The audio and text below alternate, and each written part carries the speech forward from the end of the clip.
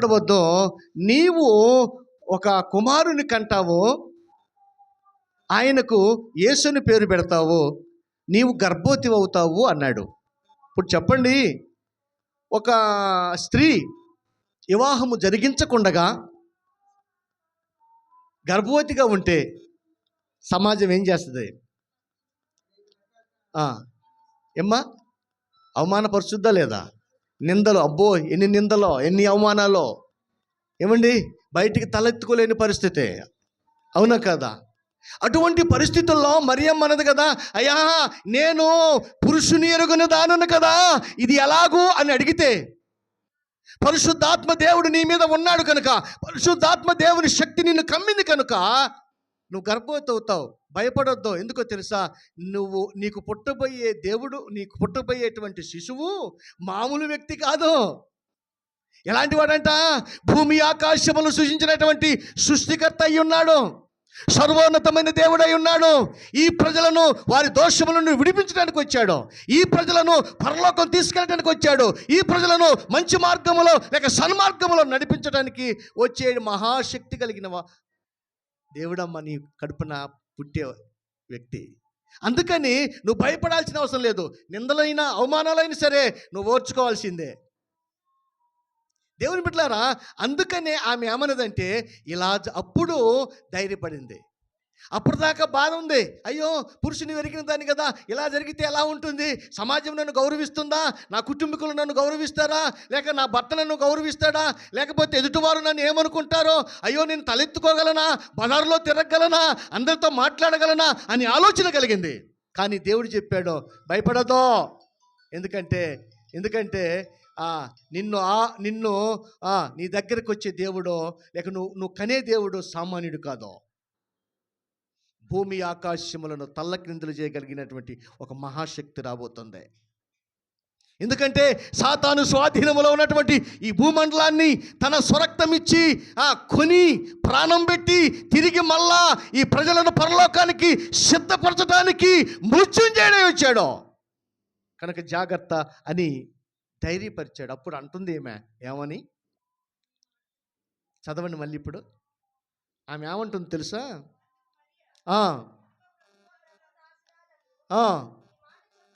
నీ మాట చొప్పున నాకు జరుగునుగాక. పాపం యేసేపు కూడా ఆమెను బాధ పెట్టక అనుకున్నాడంట, ఏమని? రహస్యంగా ఏమైనా వదిలిపెడదాంలే, ఎందుకు ఈ బాధలన్నీ? మళ్ళీ ఆమె దగ్గరికి పోయి ఏంటమ్మా ఎట్లేంటి అని మళ్ళీ ప్రశ్నించడం ఎందుకు, బాధపరచడం ఎందుకు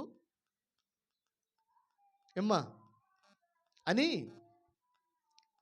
ఆయనలో కలతపడి, ఆయనలో మదనపడి రహస్యంగా చెప్ప చేయకుండా ఏమ్మా ఏం చేద్దాం? ఇంట్లో బాగా కష్టం తగిలిందనుకో, కొంతమంది భర్తలు ఏం చేస్తారు? బాగా కష్టమైందనుకో, బాగా ఇబ్బంది అయిందనుకో, భార్య చెప్పరు, పిల్లలకు చెప్పడు, ఏడుంటాడో కూడా తెలియదు, అవునా కదా? పారిపోయే వాళ్ళు లేరంటారా? కష్టం వచ్చినప్పుడు ఇల్లు వదిలిపెట్టి, భార్యను వదిలిపెట్టి, పిల్లలను వదిలిపెట్టి పారిపోయే భర్తలు కూడా ఉన్నారుగా, లేరంటారా? ఉన్నారు. అయితే అలా రహస్యంగా ఆమెను విడిచిపెట్టాలని ఆలోచన ఉంది ఆయనలో. అప్పుడు దేవుడు ప్రత్యక్షమయ్యాడు. యేసవ్వో భయపడద్దో, నువ్వు విడిచిపెట్టడానికి వీల్లేదు. ఆమె ఎవరు సామాన్యురాలు కాదు, నీతిమంతురాలో. ఆమెలో యథార్థత ఉన్నది కనుక, ఆమెలో పరిశుద్ధత ఉన్నది కనుక, ఆమె ఏ కన్యత్వమును చెడిపోకుండా తన విశ్వాసాన్ని కాపాడుకుంది కనుక, యథార్థతను కాపాడుకుంది కనుక, భక్తిని కాపాడుకున్నది కనుక, అందుకనే ఆమె గర్భమున సర్వోన్నతుడు రాబోతున్నాడు. వద్దో, వదిలిపెట్టడానికి వెళ్ళేదో, ఆమెను నువ్వు విడనాడొద్దు. ఆమె ఏది జరిగితే అది నీవు దగ్గరుండి చేయాల్సిందే. అయ్యో మరి అవమానం ఎలా అయ్యా? అయినా సరే అవమానం కొద్ది రోజులు ఉంటుంది. ఆ తర్వాత నిన్ను ఆమెను ఎక్కడో కూర్చోబెట్టి పూజిస్తారు, అవునా కదా? ఇప్పుడు ప్రభు తల్లి మరియమ్మను మనం గౌరవిస్తామా? ఏముందిలే అంటామమ్మా, ఎంత గౌరవిస్తాం, అవునా కదా? యేసోబును ఎంతో గౌరవిస్తాం. విలువలేని పాత్రను విలువగలిగిన పాత్రగా చేయగలిగితే దేవుని స్వరూపం. అందుకని రహస్యంగా విడిచిపెట్టాలనుకున్నటువంటి ఆయన ఆలోచనలను దేవుడు ఏం చేశాడంట? మార్చేశాడో. విడిచిపెట్టడానికి వీల్లేదో. సామాన్యమైనటువంటి స్త్రీ కాదామె, సామాన్యమైన వ్యక్తిని కంటలేదామె. శక్తి కలిగిన దేవుడు రాబోతున్నాడు కనుక ఈ ప్రజల యొక్క మనోనేత్రములను తెరిపించటానికి రాబోతున్నాడు. దేవుని నామానికి స్తోత్రం కలుగును గాక. హల్లెలూయా. అటువంటి పరిశుద్ధుడు రావాలి, అటువంటి మెస్సీయ రావాలి కనుక ఈ ప్రజలు ఎదురు చూస్తున్నారు, యూదులు ఎదురు చూస్తున్నారు. ఆ మెస్సీయ రాబోతున్నాడు కనుక నీవు ఆమెను విడనాటానికి వీల్లేదు, విడిచిపెట్టడానికి వీల్లేదు. అందుకనే లూకా సువార్త మత్తయి సువార్త 1వ అధ్యాయము 19వ వాక్య భాగం నుండి చదివితే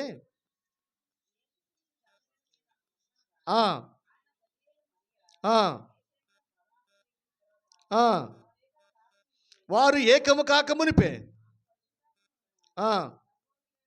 గర్భవతిగా ఉండెను, నీతిమంతుడై అవమానపరచునొల్లక రహస్యముగా ఆమెను విడనాడవడలని. చాలేండి, చాలేమ్మ, రహస్యంగా వదిలిపెట్టాలనుకున్నాడు. కానీ దేవుడు ఆయనతో మాట్లాడాడు, దేవుడు ప్రత్యక్షపరిచాడు. ఇప్పుడు వీరిద్దరితో దేవుడు మాట్లాడాడా, మాట్లాడలేదా? ఒక కార్యం సఫలపడాలి అంటే ఒక కార్యం సఫలపడాలంటే కుటుంబంలో ఇద్దరు సఖ్యతగా ఉంటేనే కుదురుతుంది. ఫర్ ఎగ్జాంపుల్, ఒక పాస్టర్ గారు వచ్చి నీ దగ్గరికి, అమ్మ నిన్ను మా చర్చికి రమ్మని దేవుడు రాత్రి నాతో మాట్లాడాడు కల్లో అని నీతో అన్నాడు అనుకోండి. రాత్రి నీ కోసం ప్రార్థన చేస్తే దేవుడు ఇక్కడ పంపించాడమ్మ మీ ఇంటికి, నిన్ను చర్చికి రమ్మన్నాడు, అందుకే వచ్చానమ్మ అంటే నువ్వేం చెబుతావు? ఏమ్మా అయ్యగారు నిజంగా చెప్పిండయ్యా అంటావా? లేకపోతే ఏమంటావు చెప్పు? కొంతమంది మేలకలు తిరుగుతారు, వామ్మో అయ్యగారికి మాట్లాడిండంట, వా అమ్మాయి గారితో మాట్లాడిండంట. అవునా కదా?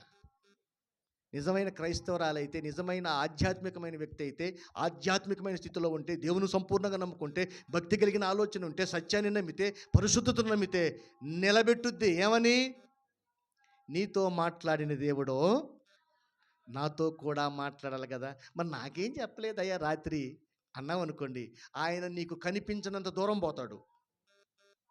నీ దగ్గరకు వచ్చి మాట్లాడిన ఆయన నీకు కనిపించినంత దూరం పోతాడు. ఇప్పుడు ఆ మాటకు నీవు సరే అన్నావు అనుకో, ఇక ఆయన వలలో నువ్వు పడ్డట్టే. బైబిల్ అంటే, దేవుని వాక్యం అంటే మనం ఏమనుకుంటున్నామంటే ఏదోలే అటు పోవచ్చు, ఇట్లా వచ్చి, ఆడ కూర్చోవచ్చు, ఈడ కూర్చోవచ్చు అంటున్నాం. నియమ నిబంధన లేకుండా, క్రమము లేకుండా, పద్ధతి లేకుండా పరిభ్రమించేటువంటిది కాదు దేవుని వాక్యం. స్థిరమైన తత్వం కలిగి ఉండాలి. రక్షించబడ్డావా, ఆ రక్షణలో లేక ఏ సత్యములో నిలబడ్డా ఆ సత్యములో నిలకడగా ఉండాలి. అది బైబిల్ చెబుతున్న సత్యం. పొరపాటున నీకు కొంత డబ్బు నీకు ఇస్తానన్నా కానీ నీవు ఆ సత్యము నుండి తొలగిపోకూడదు. అందుకే బైబిల్ ఏం చెబుతుంది తెలుసా? సామెతల గ్రంథం 23వ అధ్యాయం 23వ వచనంలో రాయబడింది కదా, చదివాం మనం ఒకసారి, చదవండి మళ్ళీ. సత్యమును అమ్మివేయక దానిని కొనియించుకొనము. చాలండి. ఏం చేయాలంట? సత్యమును అమ్మివేయక దాన్ని కొనుంచుకోవాలంట. అర్థం ఏంటి? ఎవరి కోట్లో దొరుకుద్దమ్మా ఇది? వెనక్కుంటోళ్ళు చెప్పాలా? దేవుని నామానికి స్తోత్రం కలుగును గాక. హల్లెలూయా. గట్టిగా చెబుదామా? హల్లెలూయా, హల్లెలూయా, హల్లెలూయా. కొంతమంది నిద్రపోతారు అందుకోసమని. ఎవరి కోట్లో దొరుకుతుంది చెప్పండి? వెళ్దాం, మనం కూడా వెళ్ళి కొనుక్కొచ్చుకుందాం. కొని దగ్గర పెట్టుకోమన్నాడు కదా. ఇక్కడ చాలామంది బడ్డీ కోట్లు ఉన్నాయి, ఎవరి కాడ దొరుకుతుంది చెప్పండి?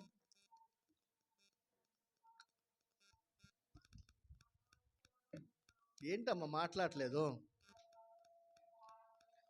మా ఇంటికి వెళ్ళి మూల మీద కొట్టుంది, ఆడేమో దొరుకుద్దే ఉన్నాయా అంటారా?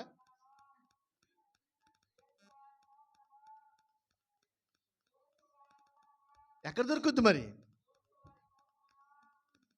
ఏ షాపులో దొరుకుద్ది చెప్పండి? ఏంటి సత్యం? ఎక్కడ దొరుకుద్దంట? నిర్దోషమైనది, నిష్కలంకమైనది, మనుషులలో దూతలలో లేనే లేనిది. నిర్దోషమైనది, నిష్కలంకమైనది, మనుషులలో దూతలలో లేనే లేనిది. యేసు రక్తము పరిశుద్ధ, యేసు రక్తము అది దైవ రక్తము. యేసు రక్తము పరిశుద్ధ, యేసు రక్తము అది దైవ రక్తము. హల్లెలూయా. ఇప్పుడు ఎక్కడ దొరుకు చెప్పండి? నేనే మార్గమును, సత్యమును, జీవమును అన్నాడు. అంటే ఇప్పుడు సత్యం అంటే ఎవరు